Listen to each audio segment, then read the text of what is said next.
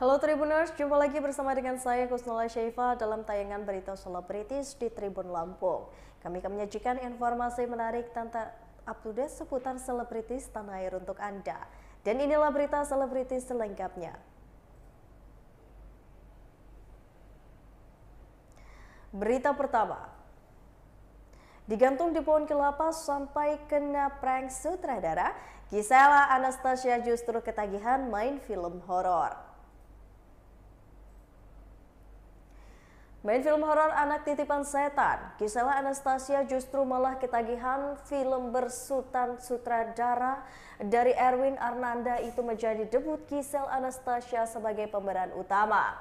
Di film horor yang menceritakan tentang ritual pesugihan ini, Giselle banyak melakukan adegan cukup menantang. Salah satunya yakni adegan mantan istri Gading Martin itu digantung di pohon kelapa. Kocaknya, jebolan Indonesian Idol itu malah menikmati adegan gantungan di pohon kelapa. Ibu dari Gempi Nora Martin itu justru bermain TikTok dalam kondisi digantung tersebut. Gisela Anastasia saat ditemui usai pers screening di kawasan Senayan, Jakarta Pusat, ia melakukan banyak adegan. Gisela juga merasa dikerjai alias diprank oleh sutradaranya. Berikut wawancara dengan Gisela Anastasia.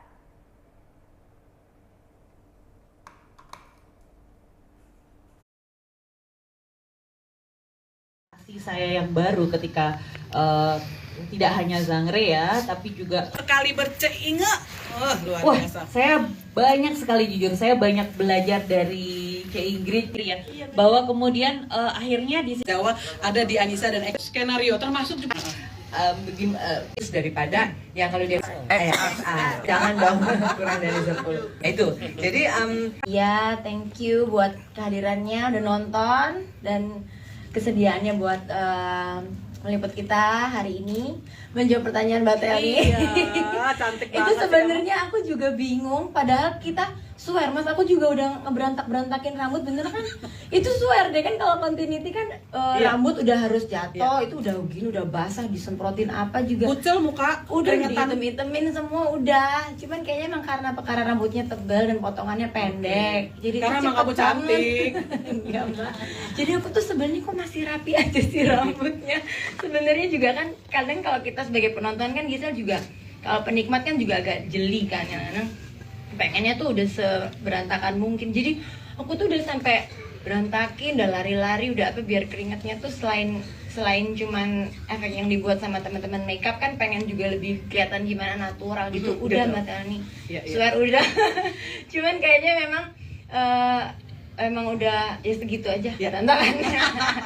Jadi dikasih angle ya buat teman-teman wartawan, usaha Giselle untuk memberantakan diri dan dandanan dalam film Anak Titipan Setan. Oke, tapi ini chemistry-nya juga masuk ya dengan Gabriel ya. Iya, ada boleh mikrofonnya dipegang dulu. Jadi di film Anak Titipan Setan itu Putri memang di film Anak Titipan Setan ini Putri memang seorang ibu juga. Jadi itu yang ngebuat Gisel juga nggak terlalu sulit untuk ngedapetin feelingnya, moodnya, terus ketakutannya, kekhawatirannya seperti apa. Terus punya anak juga seusia Gaby tuh nggak terlalu jauh. Betul. Gaby ini, dan dia pinter banget, cerdas banget, mau kerja sama banget. Ekspresif ya, ekspresif banget. Malah dia excited banget juga untuk syuting, setiap hari nanya, hari ini aku berapa scene gitu. Dan dia ini kita dapatkan di detik-detik terakhir mau syuting. Iya, castingnya ya. Oke, Hi Gaby. Gabriel boleh? Say hi to everyone. Say hi to. Gabriel, how old are you? 7. Okay. This is your first movie, right? Movie? Second. Oh, second. Okay. How do you feel about this genre, horror? Good. Good. Okay. Lucu banget. What?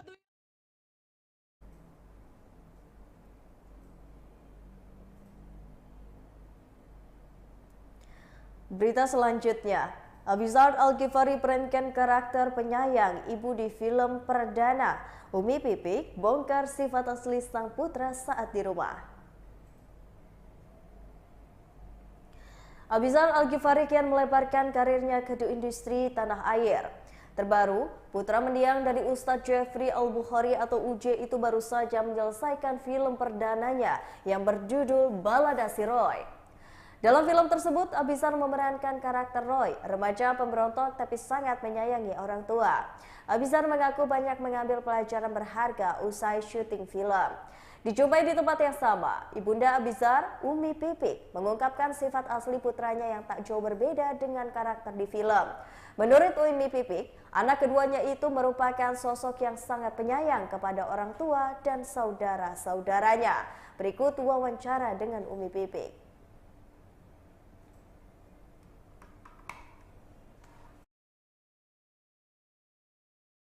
Perkembangan Kak Abi sendiri nih sekarang sudah main film, sudah melanglang buana di dunia entertain. Wejangan dari Umi sendiri biasa ngasihnya seperti apa, Umi? Ya, saya selalu bilang sama dia, apapun karirnya dia yang sekarang dia jalanin, ya dia harus tetap dijadikan karirnya itu, bidangnya dia itu untuk dakwahnya dia. Dan saya tadi juga kaget di film itu diselipin dakwah kan, bagaimana saat seorang muslim megang anjing kan ada tata caranya kan kalau dia mau sholat. Nah, penulis sempat ngomong bahwasannya dulu sempat ada janjian sama Ustadz untuk naik di film ini, akhirnya anaknya yang menggantikannya. Itu seperti apa tanggapannya, Umi? Ya emang dulu Mas Golagong sempat ketemu sama almarhum waktu almarhum ngisi di salah satu stasiun TV. Terus di situ ketemu ngobrol dan ingin banget peranin itu gitu kan. Mas Adi kan udah jadi jatuhnya ke anak. Nah, kalau figur di rumah sama main film ada perbedaan kah, Umi sendiri lihat? Perbedaannya sayang sama ibunya itu ada, nggak ada perbedaan sih, tadi tetap karakternya sayang, care gitu. Cuma emang anaknya itu ya kita lihat tadi anaknya peduli ya sama orang itu, dan tadi bisa dilihat sifat kasih sayangnya dia. Umi, terkait tentang updatean beliau, katanya ingin berpindah ke luar negeri, itu Umi udah ada update belum sih terkait tentang update? Ya saya dengar, cuma nggak mungkin lah, maksud dia tuh dia sering kalau membicarakan misalkan nanti kalau aku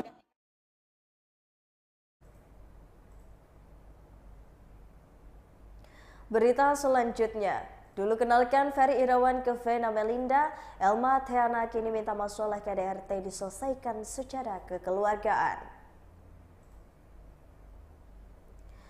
Vena Melinda diketahui sedang menjalani perawatan di fasilitas kesehatan menjadi korban KDRT suaminya sendiri, Ferry Irawan.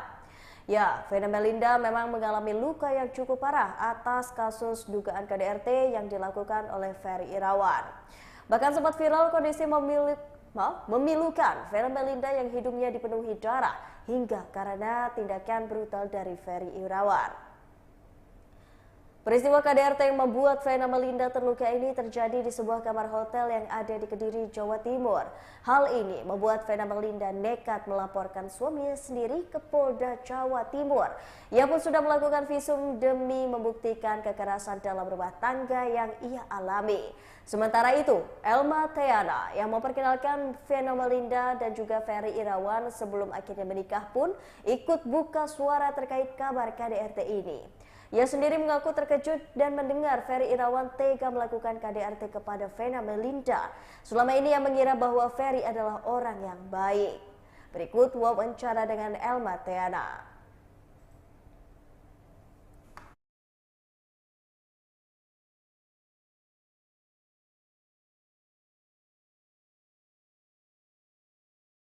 Dia ada yang ngasih tahu kita pertama kalau ada KDRT ini, kaget ya, kaget dengarnya, terus prihatin, kita nggak bisa apa-apa ya, bisa doakan yang terbaik buat mereka. Sampai sekarang kita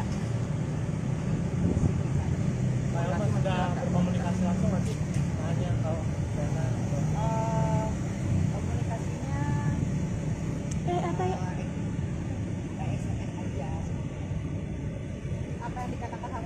Kak Elma sebagai sahabat? Ya, Eri sih nggak banyak ketemu ya. Minta maaf kalau selama ini mungkin belum bisa menjadi teman yang baik buat Elma. Dia cuma menyampaikan kejadiannya nggak sorry Pak. Ya, aku bilang kalau namanya KDRT itu laki-laki tetap salah. Apalagi kalau kita lihat kan kondisinya kayak seperti darah dan seperti itu ya. Sebenarnya aku tuh nggak mau ikut campur, cuma karena mungkin Ferry perasaan kan kalian.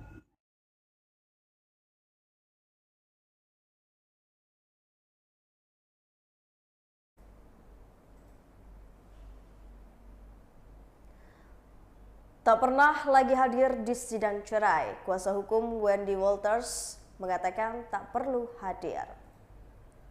Wendy Walters dan juga Reza Arab hanya sepakat menghadiri sidang perdana perceraian mereka, yaitu mediasi.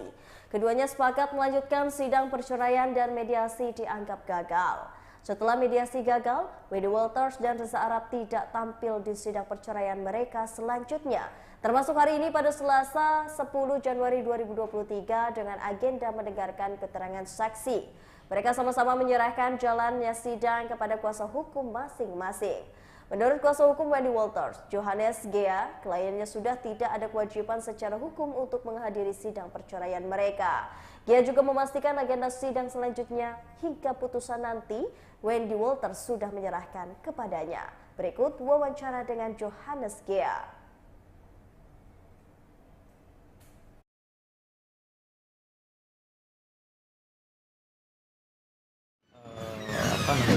Kondisinya segala sesuatu yang diperlukan ya dia bisa provide lah. Jadi memang ya nggak ada masalah. Bang, terkait pembagian harta gonogini ini sendiri mungkin seperti itu satu lagi. Iya, gonogini kan dari awal kami udah sampaikan itu kedua belah pihak kan sudah membicarakannya sebelum ada gugatan cerai. Mereka sudah membicarakannya baik-baik. Jadi ada rumah yang di awal pernikahan itu memang diperuntukkan untuk bersama lah ya, mau menikah terus mereka mau hidup bersama. Namun kemudian ada seperti ini gitu, hal yang tidak diduga. Nah pada awalnya rumah ini memang dicicil KPR oleh Reza di Gading Serpong. Tapi kemudian sudah diselesaikan dengan cara klien kami ya udah ada berapa tahun lagi lah gitu ya kiranya dilunasin, kemudian rumah itu diberikan menjadi milik Wendy dan itu sudah disepakati di hadapan notaris, sudah akta jual beli, dan sertifikat aja terbit atas nama klien kami. Jadi udah masalah harta gonogini tidak ada lagi. Itu sudah beres, kemudian masuk ke gugatan. Bang, tadi 4 saksi ya? Ada 2. Ada 2. Oh, itu siapa aja kalau boleh tahu? Nama saya tidak bisa sebut. Yeah. Tapi itu teman-teman dekat dari sisi penggugat. Yang mengetahui kondisi rumah tangga atau gimana? Kami kan menghadirkan saksi yang relevan dengan apa yang kami gugat. Dia ini dicurhatin atau gimana, Bang? Hah? Sering dicurhatin Wendy atau gimana? Ada.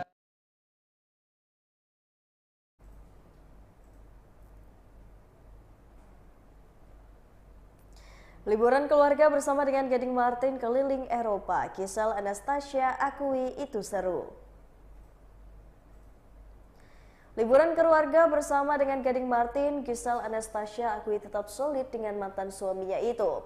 Seperti diketahui, Giselle dan Gading Martin baru saja berlibur bersama dengan putri mereka, Gempita Nora Martin, ke beberapa negara di Eropa.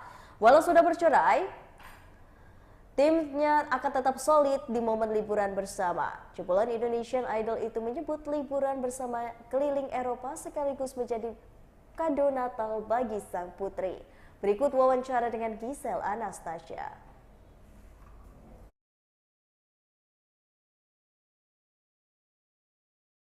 Sama Mbak Sari dulu ya. Berdua dulu ya. Nanti habis itu kalau mau nanya liburan ke Bang. Kurang bisa.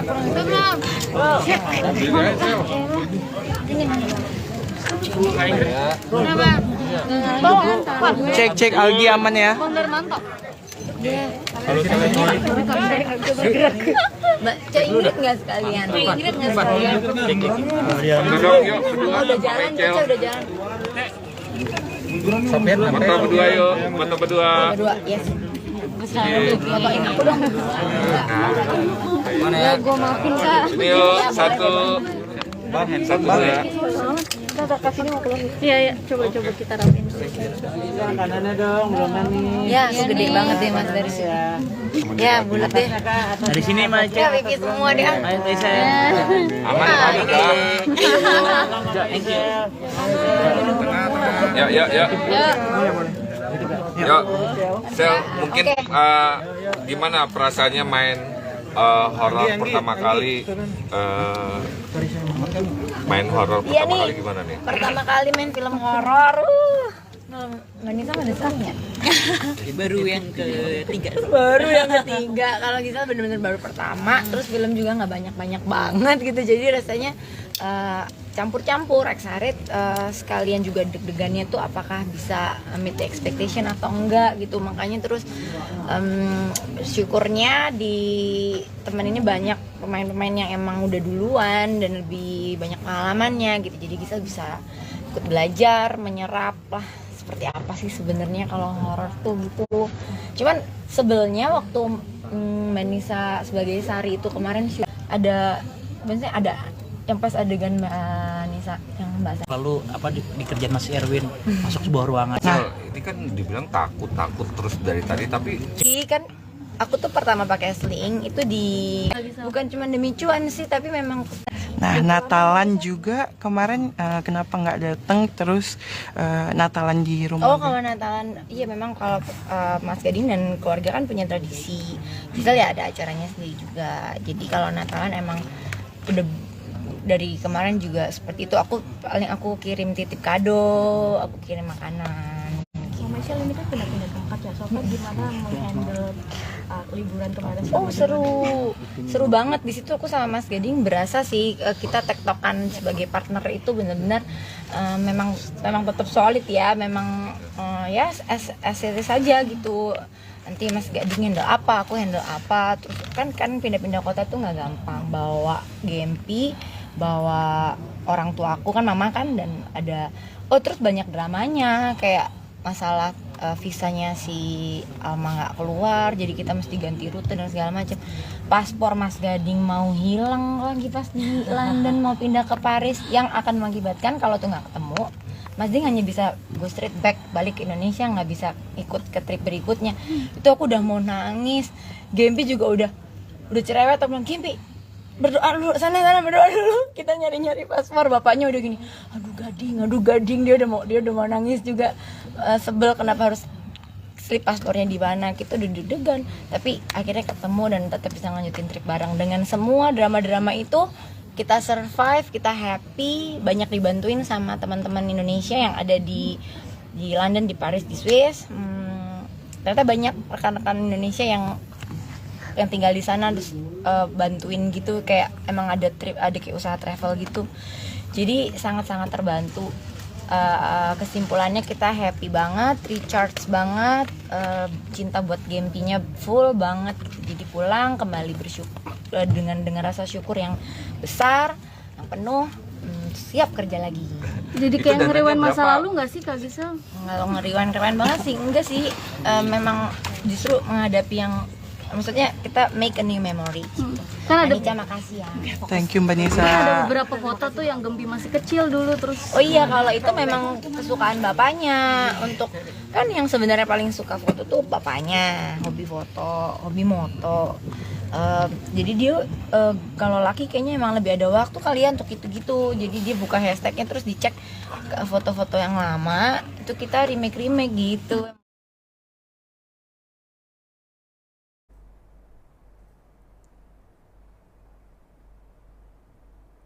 Baiklah Tribuners, setelah tadi berita selebritis di Tribun Lampung bersama dengan saya Kusola Syaifah.